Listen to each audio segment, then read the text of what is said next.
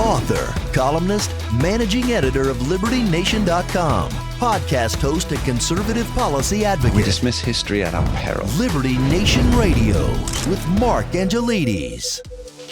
Hello and welcome to Liberty Nation Radio, heard coast to coast on the Radio America Network from our flagship station in the nation's capital, WWRC in Washington, D.C. I am your host, Mark Angelides. On today's show, we are talking the Iron Dome, taxes and housing. Remember, this show is proudly sponsored by LibertyNation.com, where you can access podcasts, breaking news, analysis, and a range of biting and brilliant shows to whet your appetite for freedom and your fondness for the great American Constitution. Let's get started. America has its own Iron Dome system on the way. Is it fairy tales? Is it Star Wars? And will it be of any value if it can get made? We're very fortunate to have with us Liberty Nation's national security correspondent and former Deputy Undersecretary of Defense Controller, Dave Patterson. Thanks for being here, Dave. Thank you, Mark. Always great to be with you. So Donald Trump, he announced that America is going to have its own Iron Dome system, similar to what Israel has.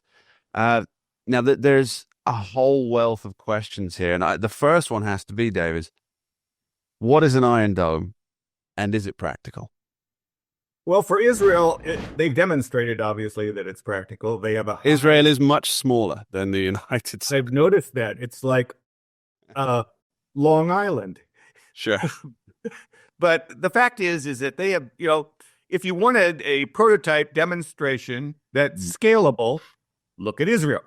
Okay. Israel has a high altitude, medium altitude, low altitude to cover the bases in terms of ballistic missiles, cruise missiles, and then you have your standard 122 millimeter missiles that that Hamas fires on a regular basis, and it's been very effective.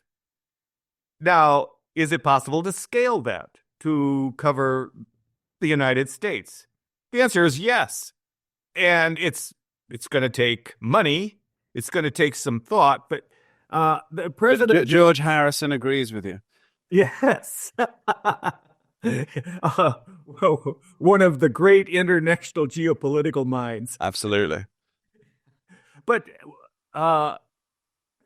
Trump put out a executive order, and it's very thoughtful because it really does kind of cover he understands the extent to which he has committed himself, and some of the things that are particularly important are the fact that they need what is number 2 on his list of things to do, an acceleration of the deployment of hypersonic and ballistic tracking space sensor layer, which is absolutely critical. If you don't know something's coming, you can't shoot it down, right? I mean, that's pretty simple.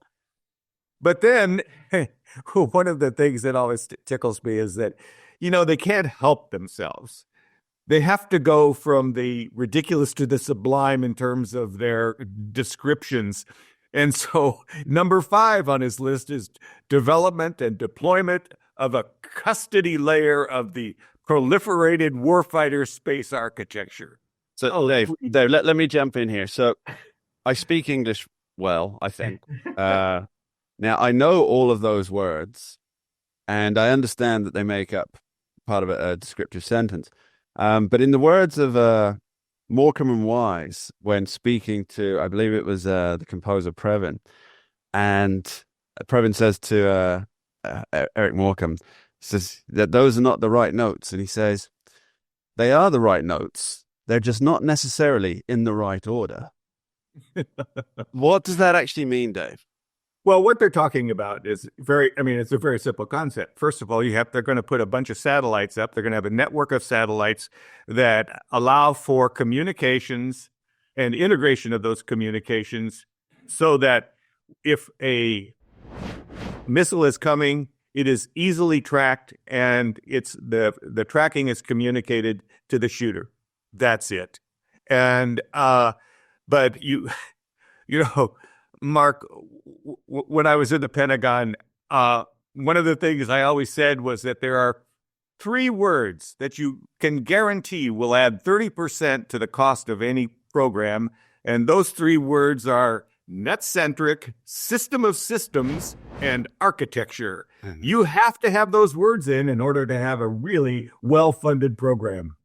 You know, George Orwell did this amazing essay on the English language and how people tend to use stock phrases because it actually shows a lack of thought when they're using these stock phrases. But here, the thought behind the use of these system of systems, net-centric, and architecture is not because they're displaying a lack of knowledge, but there's an ulterior motive that we want added fiscal levies for the use of these words. Well, I always accused them of not actually knowing what they meant, and they used these words because they were so broad as to mean just about anything you want them to mean. But on a more serious note, this effort is going to be extraordinary because, and they're going to have naysayers who say, well, it can't be done. Well, it's actually demonstrated that it can be done. And not only that, but the United States does have the rudimentary elements to put together this system, this total Iron Dome for the U.S., if you will. You've got the Navy with its SM-3s, which are missiles that most missile cruisers and destroyers carry, that have been demonstrated to take out ballistic missiles, as they did when Iran shot ballistic missiles on toward Israel. And so you have a high altitude. We have the THAAD system. We have Patriot system. What we don't have is an integrated system. Some might say that what you really need to do, that Dave, is to make it a system of systems, perhaps with some architecture, and make it all net-centric. Okay, now you've just tripled the cost. So how does this work in practice then? So America has the munitions. It has the base level systems that would be responsive to the new, I guess, satellite systems that would need to be in place. Now, can whatever systems need to be in place for the satellites, can that be piggybacked onto existing satellites that the US already has? Yes. Okay. So it's not as though there needs to be 500 new satellites thrown into the air to make this, to get a start on this. Well, they're in the process of filling out the network, and so there's going to be a large maze, if you will, of satellites that will do the tracking and fixing and identifying. We've had the capability to identify a ballistic missile launch at engine start. Okay. Because of the infrared signatures, but tracking a hypersonic missile is it's no easy feat. And what we've been really lacking is a really good system whereby you can identify, track, and ultimately destroy. We used to have the DEW line, if you'll recall, which although we took great confidence in, was probably not all that effective, except for bombers, and we know it's not effective on balloons, right? Sure. We're actually, Dave, I want to carry on with this topic. We're going to come back after this short break, continuing this, and find out what it actually means for America. Don't go anywhere. We dismiss history at our peril. Liberty Nation Radio with Mark Angelides. And we're back on Liberty Nation Radio. I remain your host, Mark Angelides. We're continuing our conversation with Liberty Nation's national security correspondent, Dave Patterson. So, Dave, we were talking about the Iron Dome, the different facets of the Iron Dome. And something that popped into my mind while we were switching reels there was Heisenberg's uncertainty principle. Now, I'm not a physicist and I don't play one on TV, but my understanding of that is that it's impossible to both completely specify where something is, where it's going to be. So we can test either where it is or where it's going or the speed it's going. We can't do both. Now, very simply, it's you can't know where something is and know how fast it's going, but you can know how fast it's going, but you won't know where it is. Sure. There you go. So how does because I think Ronald Reagan tried to essentially do this. Now, obviously, the technology's moved on since the Star Wars um, proposals. But when the US would be tracking, let's say that the Iron Dome's complete and ready, and a missile comes in. Now, these are high altitude missiles, presumably. So they're actually in space, right?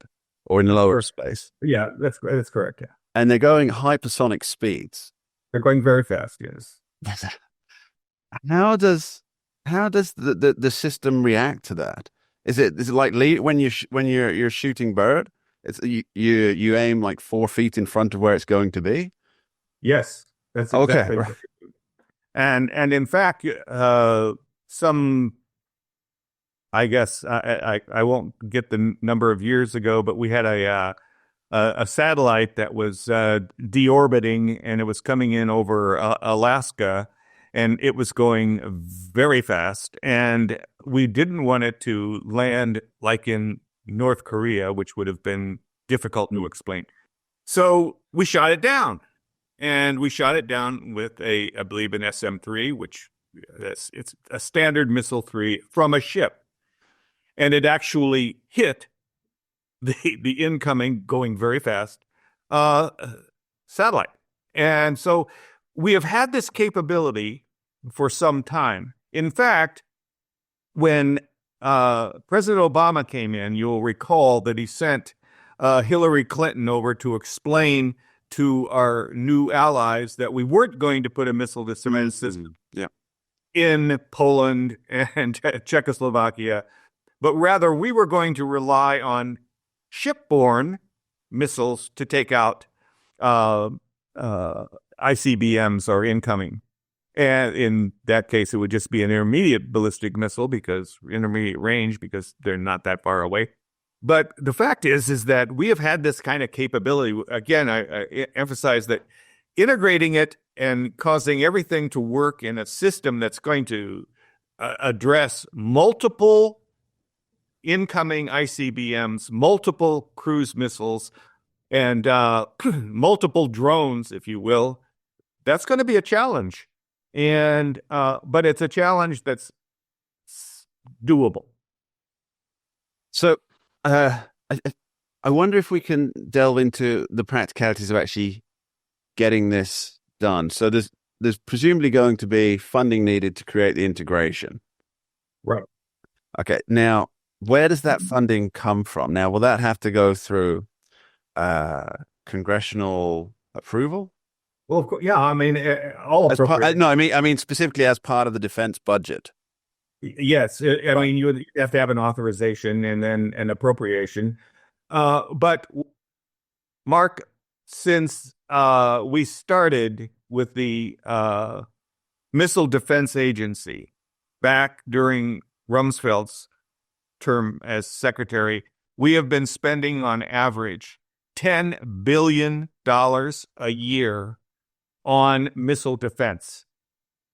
We have 44 missiles.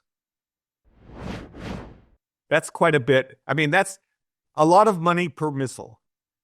So you already have a funding line that has given you 44 missiles. And so there's precedent, and there's a program. So it's not like you have to start this from whole cloth. Right.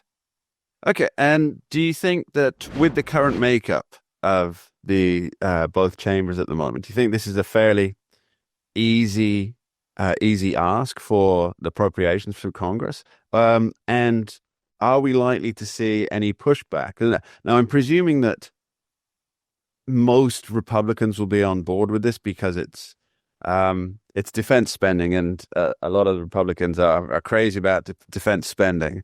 But at the same time, it's not committing actual lives in anything. So maybe we'll get that there might be some bipartisan support for this. Do you think? Yeah, I think so. I think that all they have to do, what they have to do is they have to present this in a way that every man can figure it out.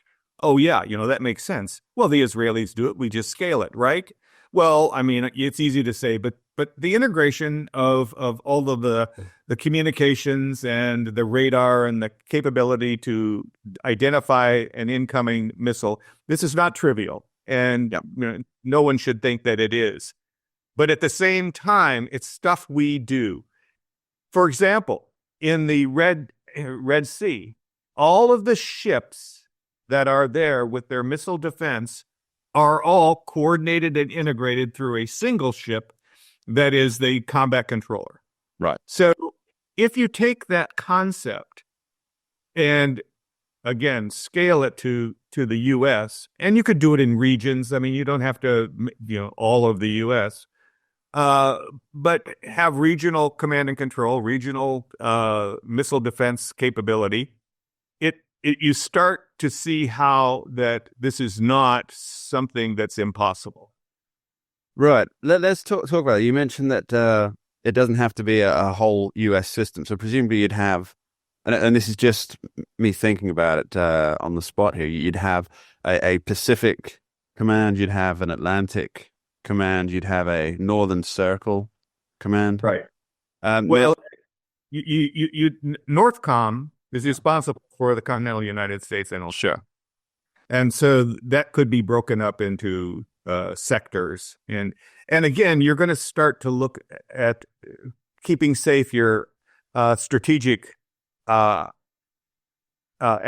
first, your missile sites, the what allows you to respond on a second strike. You're going to keep those safe first. And then you're going to do high value. How does Greenland play into this? Because it seems to me that based on the size of Greenland, the location of Greenland, and of course Donald Trump's very, very open wishes to have U.S. control over there. Now, Greenland already does host U.S. military installations, but Space Force has a base there. Space Force. What used to be Thule. Yes, that's right. But if that were then integrated into the command structure, Greenland, it would really essentially be able to, and I'm just thinking about this looking at a globe, it would essentially be able to be a defense bastion against pretty much half the world, wouldn't it? Yes. I mean, what the assumption is, and remember, it's an assumption. Sure. Is that to attack the United States, our enemies would use a polar orbit going over the North Pole. What if they don't? Because your warheads can circle the globe and then strike. And that's a little bit tricky. And so why would you, if you can do that going one way, you can do that going the other. And so a more expansive look to the south is also something that should be considered. And so it is not trivial, as I said. It is, but still doable. Dave, all that's left is to come up with a fancy name for it. I recommend Thunderdome or Skynet. Dave Patterson, thanks ever so much for joining us. Really appreciate it. Yeah, thank you, Mark. Good to be with you. We dismiss history at our peril. Liberty Nation Radio with Mark Angelides. Hello and welcome back to Liberty Nation Radio, heard coast to coast on the Radio America Network. I remain your host, Mark Angelides, and we are joined by Liberty Nation's economics guru, Mr. Andrew Moran. Thanks for being here, Andrew. Thank you for having me. And I'm wearing black and white, and you're wearing black and white. Look at that. This is actually a dark blue and a purple. Oh. Okay. So sorry, we don't clash. I know you want to get into that whole thing. We both turned up here clashing, but sorry, dude.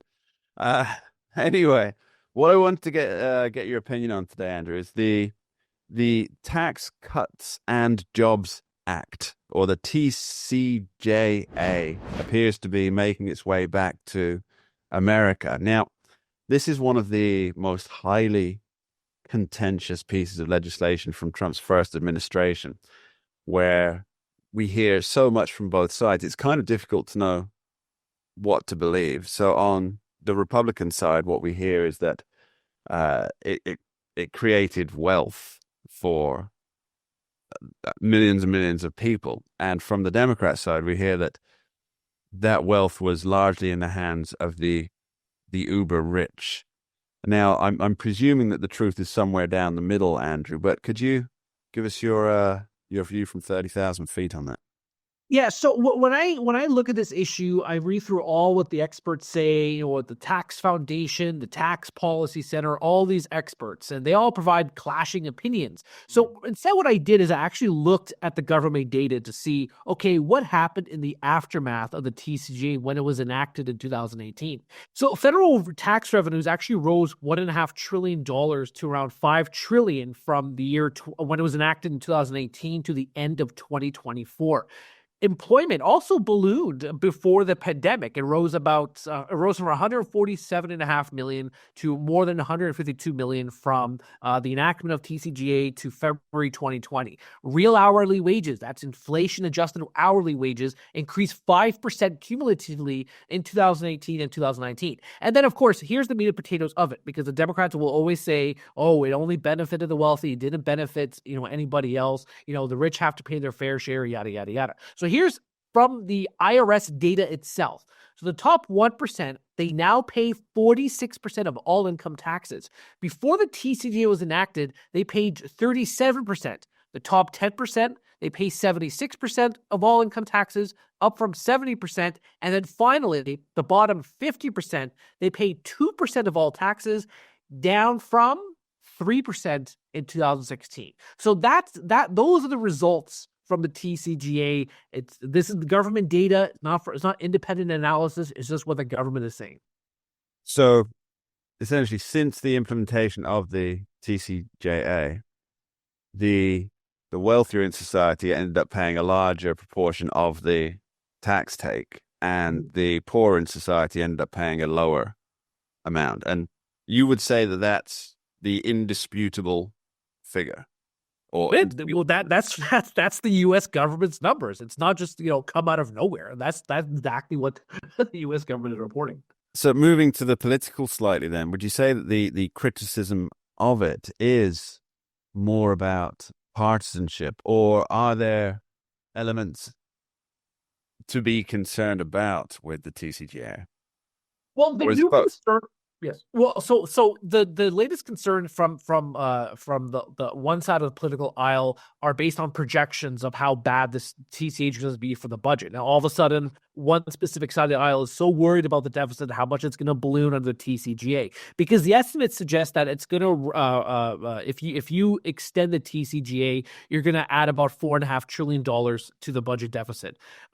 The Republicans will say, well, that's not exactly true, because when the TCJA was first proposed, the Congressional Budget Office, that's the nonpartisan budget watchdog, it forecast that revenues would fall. Lo and behold, the CBO had to rescore its numbers and show, okay, well, actually the TCJA brought in more revenue than was expected. Now, the CBO, it's a very reliable organization, but now it's making the same case. It's also projecting that if the TCJA is enacted, not only is it going to lower revenues, but is also going to slow down economic growth, which is contradictory to what a lot of private economists are forecasting. They say, yes, okay, fine, the revenues are going to fall, but growth will increase and jobs will rise if the TCJA is made permanent.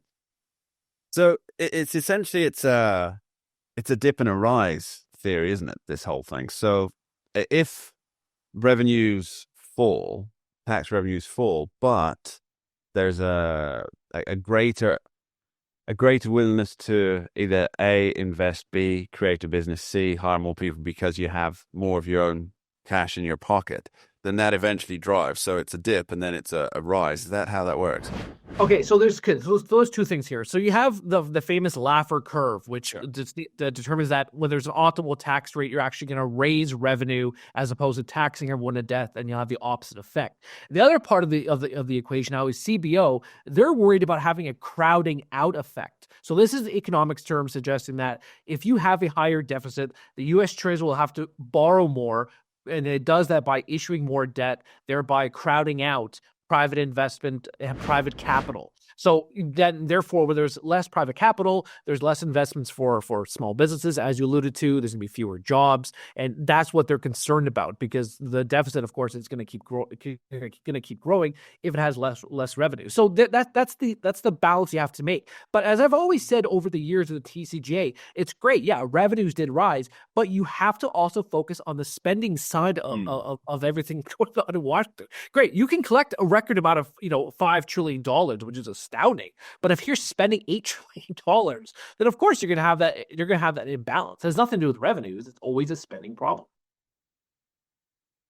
So, Andrew, I want to delve a little deeper into what America can expect over the next 4 years regarding tax. So, Donald Trump's pushing for the Tax Cut and Jobs Act to come back.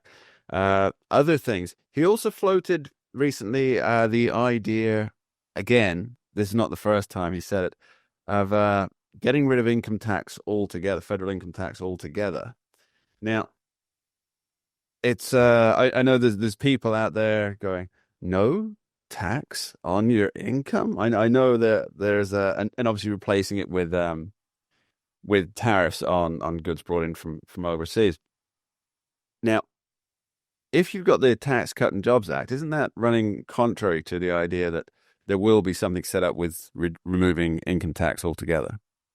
Yeah, that's absolutely right. So it's just President Trump floating his ideas, thinking out loud with everybody. I mean, in a way, on one side, yeah, it would be great to eliminate the income tax. That's fantastic. Abolishing it. There was no income tax until 1913. The problem, and then having you'd have to have 100% tariff to make up for the lost revenue. But the problem is that, once again, yes, eliminating income tax would be remarkable for the U.S. economy. The challenge is, once again, the spending side. If you're losing about $3 trillion of revenue, what's going to happen to that $7 trillion in spending? Well, actually, by the year 2035, according to the CBO, it's going to be $10.5 trillion. So how are you going to pay for all the spending? Are you actually going to cut? And that always seems unlikely by both sides of the aisle. It's the third rail of politics, isn't it? It's cutting things. Although I know that Elon Musk with Doge now is looking at, I believe he's estimating that they can probably manage about $2 trillion a year. However, I wonder if that's a little ambitious. I mean, $2 trillion a year cut from spending would be amazing, but it does seem fractionally ambitious, I think. Yep. Yeah, so actually, Elon Musk, he was interviewed about this issue a few weeks ago. I mentioned it on C5 TV, and he actually lowered that estimate. He said, yeah, $2 trillion is great, but the more realistic one is about $500 billion. Now, if you go on the U.S. Debt Clock website, you see there's actually a Doge widget now, and it shows at the time of this recording that the U.S. government has saved about $30 billion based on Doge. Now, I have zero clue on how they're getting these numbers, where they're getting, how accurate it is, but $30 billion in 1 week. I mean, that's a good start. Will it reach $2 trillion? I'm very skeptical. Okay, it'd be interesting to find out. So there are other tax things going ahead. Now, I just want to play you a very short clip, Andrew, and come back to me on what you think about it. No tax on tips. No tax on tips.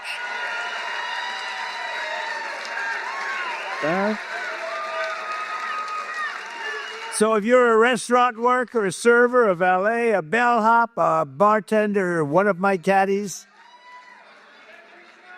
I go through caddies like candy. If I play badly, I always blame my caddy. Or any other worker who relies on tipped income, your tips will be 100% yours.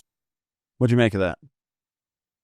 Well, actually, I wrote an article this past summer analyzing whole Trump's tax policies, and there was one estimate from the Tax Foundation, and it said that over 10 years, if you remove taxes on tips, the federal revenues would decline about $118 billion. Now, once again, there's a growth aspect to it that's usually lost on a lot of these estimates. Now, what I'm concerned about is the inflationary aspect of it. Now, if more of these workers have their income, they're going to be bidding up the price of goods. So once again, you have that inflationary component whereby you have too much money chasing few goods. So you have the balance of, will this raise enough revenue? Will it worsen the deficit? When will it be inflationary? So those are the two things you have to look at when it comes to this policy. Andrew, thanks for talking to me on this topic. We're going to actually delve into something that's a lot closer to home, for example, in the next part. See you soon. We dismiss history at our peril. Liberty Nation Radio with Mark Angelides. And we're back on Liberty Nation Radio, heard coast to coast on the Radio America Network. I remain your host, Mark Angelides. Now, we're continuing our conversation with Andrew Moran, Liberty Nation's economics editor. Earlier in the show, we were talking about what's happening in the tax field for the United States. But I want to get somewhere that's a bit more specific or closer to, as I alluded to, home here. And that's what's happening with housing stocks and the ability of Americans to take their slice of the American dream in terms of home ownership, Andrew. And what's the current outlook for, let's be a bit more specific, what's the current outlook for young people trying to get onto the housing ladder? Well, good luck. But Redfin, so it's a real estate data services firm, and they recently came out with their projections for what it looks like over the coming year. And they projected a home price would rise about 4%, mortgage rates would hover between 6 and 7%, new home sales would be flat, and then new home builds would actually decline because you have the lag effect of the higher interest rates. So overall, the housing market pretty much be more of the same that we've seen in the last couple of years, but not to the extent of such acceleration of home prices. So the middle figure that you put there with the mortgage interest rates at 6 to 7%, I think that's quite a fascinating number, because obviously that's double what it was like 5 years ago. And so people aren't selling their houses, which means that there's no older stock going out onto the market, which means I guess people are hanging on to their houses, which means so that's actually a term economics called the golden handcuffs effect. Right, exactly. And so what you end up with is a situation where there's actually just not the housing stock availability for people to buy houses when they come of age, when they come to the majority, when they start earning some money, even if they do have a decent paying job or get help from friends and family. It's probably not going to be enough to get them into something of value.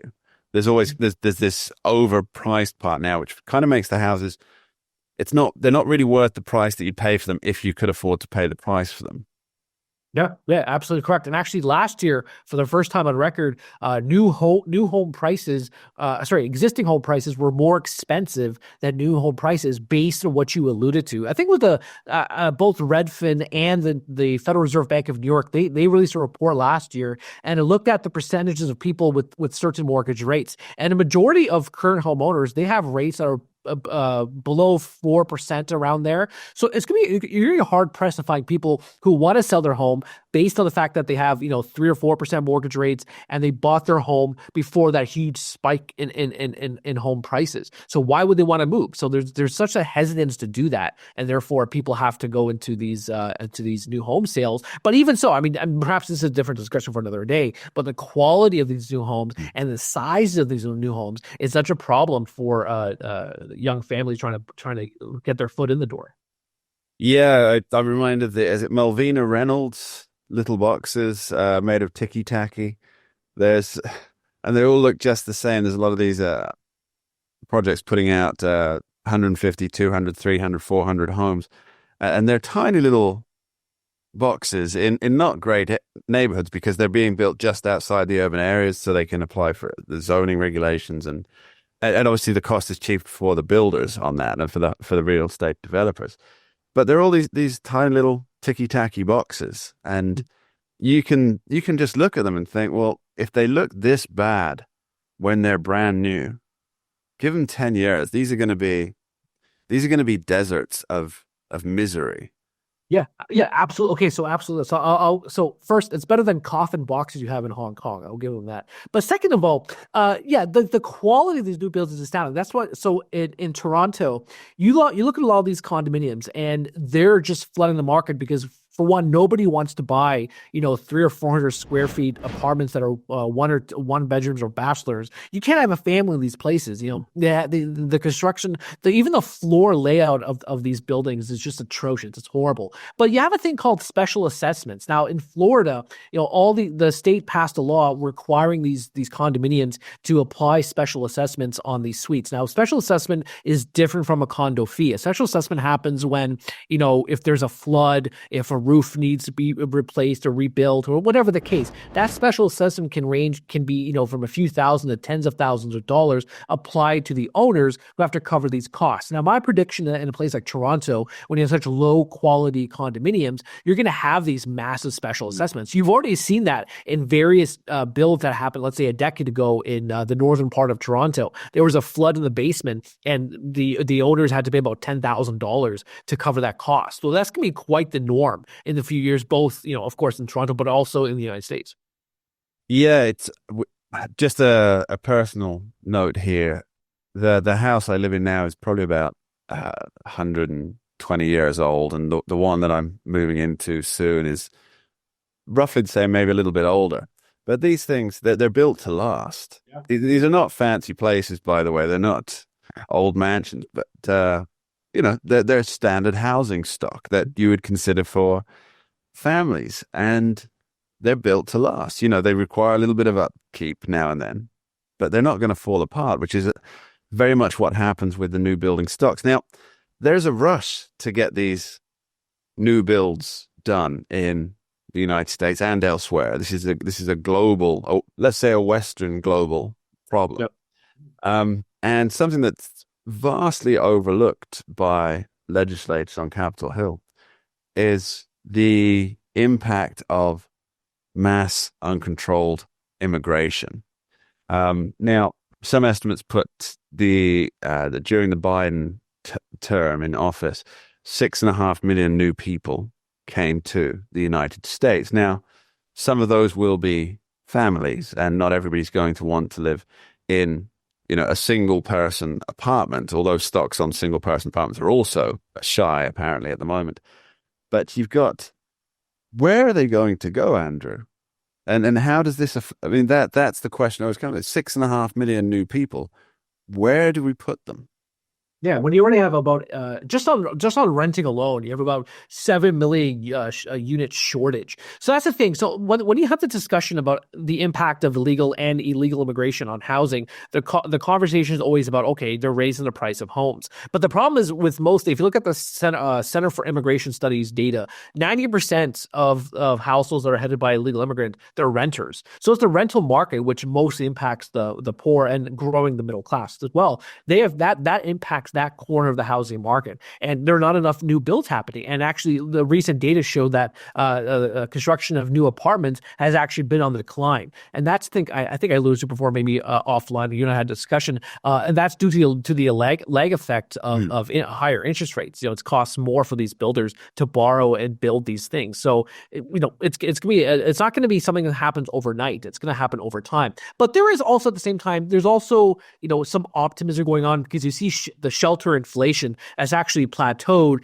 and it's been gradually easing. And there's also a lag effect when you assess shelter inflation, because you have the rollover, you have the new leases. So inflation, annual shelter inflation was about 5% a few months ago. Now it's around 4.6, 4.7%. But to reach that 2% target, that's going to be quite the challenging in the next couple of years. I know both sides want to find a resolution overnight. That's not going to happen overnight. It's going to be over the next decade, because you had about 15 years of underbuilding due to the global financial crisis.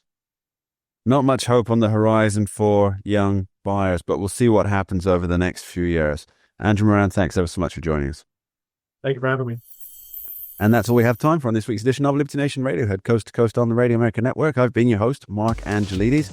I'd like to thank our guests today, Dave Patterson and Andrew Moran.